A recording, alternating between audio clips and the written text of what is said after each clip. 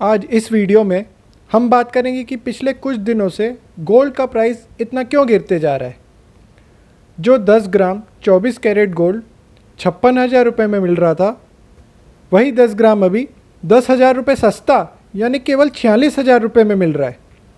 इस भारी गिरावट के पीछे क्या क्या कारण है और क्या नियर फ्यूचर में सोना अभी और सस्ता होगा कि हम और आप इसी भाव पर ख़रीदारी करना चालू करें? इन सारे सवालों के जवाब आपको इस वीडियो में ज़रूर मिल जाएंगे। और आखिरी में मैं आप लोगों को गोल्ड इन्वेस्टमेंट पे एक बोनस टिप भी दूंगा। जैसा कि हम सब जानते हैं, maximum Indian families gold mostly शादियों के लिए या एज ए ज्वेलरी ही खरीदती है। लेकिन गोल्ड का एक और यूज़ है जो काफ़ी कम रिटेल इन्वेस्टर्स को पता है। वो है अपने पोर्टफोलियो को हेज करना, मतलब उसके रिस्क को कम करना। काफ़ी बड़े इन्वेस्टर्स और हेज फंड्स गोल्ड को इसीलिए अपने पोर्टफोलियो में रखते हैं ताकि वो अपने पोर्टफोलियो को इक्विटी और डेट इन्वेस्टमेंट्स में लॉस का जो रिस्क है उससे बचा सकें। क्योंकि जब मार्केट में इकोनॉमी को लेकर अनसर्टेनिटी बढ़ती है, स्टॉक प्राइसेस डाउन जाते हैं, बॉन्ड यील्ड्स भी हो सकता है कम हो जाएं। तब एक ही एसेट क्लास है जो अपनी वैल्यू होल्ड करेगी, गोल्ड। वैसे ही जैसे hundreds and thousands of years से करती आई है, ऐसे अनसर्टन इकोनॉमिक इन्वायरमेंट में सारे इन्वेस्टर्स गोल्ड की तरफ ही भागते हैं, क्योंकि वही एक ऐसा स्टोर ऑफ वैल्यू है जिस पे सब लोगों का भरोसा है और उसके प्राइस को बहुत ही कम समय में ऊपर शूट कर देते हैं। जैसा कि पिछले साल हुआ, जब 24 कैरेट गोल्ड का प्राइस 56,000 रुपये पर 10 ग्राम को भी पार कर गया। लेकिन जैसे जैसे आसपास का इकोनॉमिक इन्वायरमेंट सुधरने लगता है, इन्वेस्टर्स गोल्ड जैसे सेफ हेवन को छोड़कर वापस स्टॉक्स जैसे रिस्की एसेट्स में इन्वेस्ट करने के लिए कॉन्फिडेंट हो जाते हैं। इसी वजह से कुछ समय गोल्ड का प्राइस वही कंसोलिडेट करता है। हो सकता है उससे नीचे भी जाए, जैसा कि अभी हो रहा है। लेकिन ध्यान रखने वाली बात यह है कि अभी भी हम उस इकोनॉमिक अनसर्टेनिटी के माहौल से बाहर नहीं आए हैं।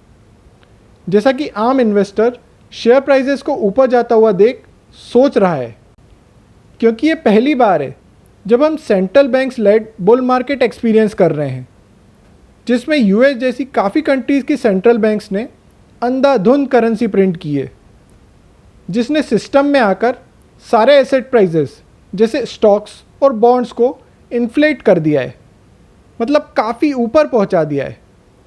इस बुल मार्केट का अंत कैसा होगा कोई नहीं जानता, इसलिए ऐसे माहौल में अपने पोर्टफोलियो का कुछ हिस्सा गोल्ड में इन्वेस्ट करना बहुत आवश्यक है। अब बात आती है कि क्या सोने का भाव अभी और नीचे जाएगा कि यहीं से हम खरीदारी करना चालू करें। अगर टेक्निकल की बात करें तो गोल्ड अपने 45,000 से 46,000 रुपये के काफ़ी स्ट्रॉन्ग सपोर्ट जोन पे है, जहाँ से उसने पिछली बार बड़ा ब्रेकआउट दिया था। तो यहाँ से डेफिनेटली बाइंग करना स्टार्ट कर सकते हैं और उसके बाद एज एन एसआईपी इसमें इन्वेस्ट करते रहें, जिससे आपका बाइंग प्राइस खुद ही एवरेज आउट हो जाएगा। और अब तो फिज़िकल गोल्ड के अलावा इसमें इन्वेस्ट करने के और भी काफ़ी तरीके हैं, जैसे सोवरेन गोल्ड बॉन्ड्स, जिन्हें हम एसजीबीज भी कहते हैं, गोल्ड फंड्स और गोल्ड ईटीएफ्स। इनमें से कोई भी सूटेबल तरीका ढूंढकर आप गोल्ड में इन्वेस्ट करना स्टार्ट कर सकते हैं। अगर आप चाहते हैं कि हम गोल्ड में इन्वेस्टमेंट के अलग अलग तरीक़ों पर भी एक वीडियो बनाएं, तो नीचे हमें कमेंट सेक्शन में कमेंट कर ज़रूर बताइए। अब बारी आती है बोनस टिप की। बोनस टिप में मैं आपको एक चार्ट दिखाना चाहूँगा, US stocks divided by gold का, both measured in US dollars.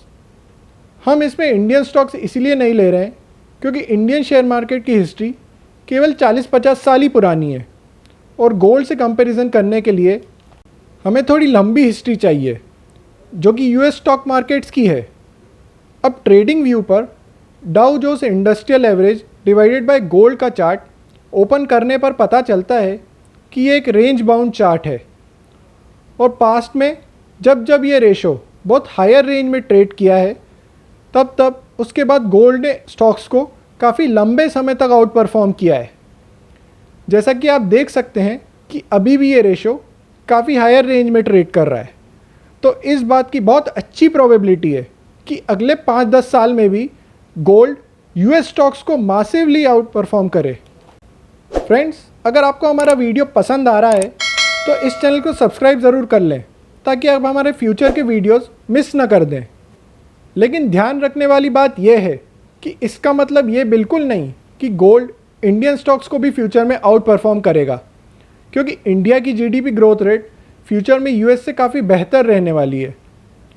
इसकी वजह है कि यूनाइटेड स्टेट्स ऑलरेडी एक डेवलप्ड इकोनॉमी है और इंडिया डेवलपिंग, तो ग्रोथ करने का स्कोप नेचुरली इंडिया के पास ज़्यादा है। और माना कि इन्वेस्टर कॉन्फिडेंस हाई रखने के लिए गवर्नमेंट्स गोल्ड के प्राइस को मैनिपुलेट करके बहुत लंबे समय तक सबड्यूड रख सकती है, क्योंकि गोल्ड का price rise higher economic uncertainty की तरफ इशारा करता है। और तब इन्वेस्टर्स ग्रोथ एसेट्स जैसे स्टॉक्स में इन्वेस्ट करने से परहेज़ करते हैं, जो कि हर कंट्री की इकोनॉमिक ग्रोथ के लिए काफ़ी बुरा है। लेकिन फिर भी गोल्ड में अपने पोर्टफोलियो का कुछ पार्ट इन्वेस्ट करना, वो भी ऐसे इकोनॉमिक इन्वायरमेंट में, उसे बहुत अच्छी स्ट्रेंथ प्रोवाइड करेगा। और ये भी क्वाइट पॉसिबल है कि रिस्क मैनेजमेंट के साथ साथ अगले 5-10 साल में गोल्ड इन्वेस्टर्स को काफ़ी अच्छे रिटर्न्स भी दे। तो फ्रेंड्स, अगर आपको इस वीडियो से कोई भी नई जानकारी मिली है तो इस वीडियो को लाइक करके अपने जानने वालों को शेयर ज़रूर करें। मिलेंगे अगले वीडियो में। Thank you.